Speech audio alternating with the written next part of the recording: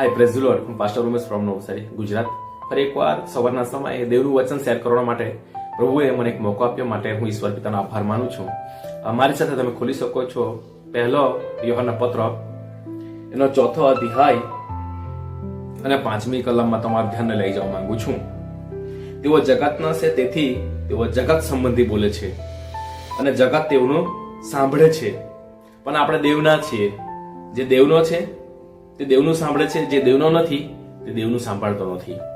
વહાલા, જો હું તમને એક બાબત કહેવા માંગુ છું અહીંયા, જે જગતનો છે તે જગત સંબંધી બોલે છે અને જગત તેઓનું સાંભળે છે.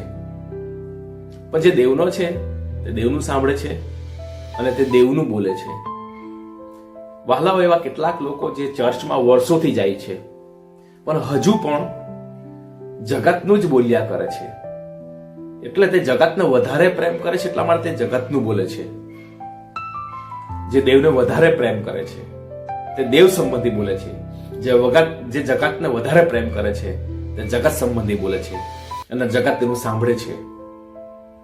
પણ જે દેવને વધારે પ્રેમ કરે છે તે દેવ સંબંધી બોલે છે અને દેવના લોકો તેનું સાંભળે છે. આમીન, પ્રેઝ ધ લોર્ડ.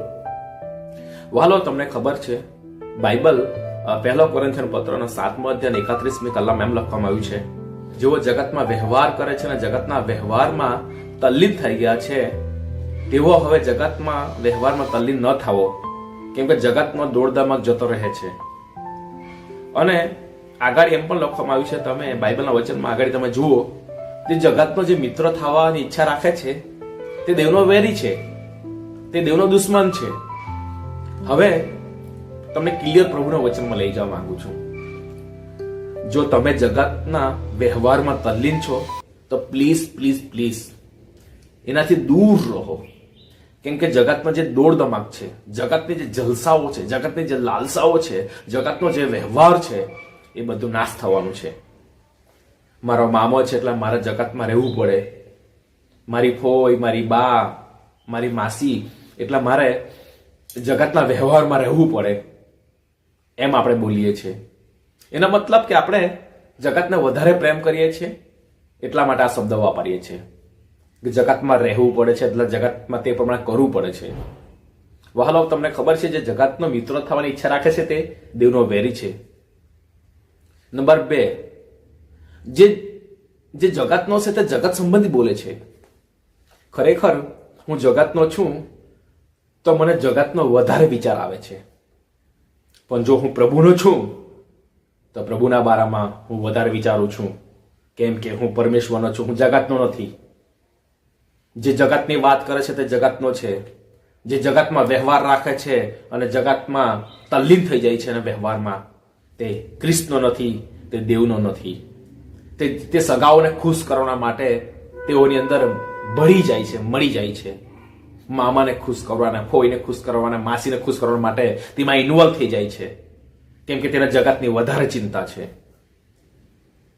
પણ ખરેખર જે સાચો ખ્રિસ્તી છે એ દેવ તરફ વધારે રહે છે. જે જગતનો મિત્ર થવાની ઈચ્છા રાખે છે તે દેવનો વેરી છે. પણ જગતનો વ્યવહાર વધારે ચાલવાનો નથી, પણ જે ઈસુ ખ્રિસ્તની સાથે વ્યવહાર રાખે છે તે અનંત કાળ સુધી ચાલવાનો છે. Praise the lord, hallelujah.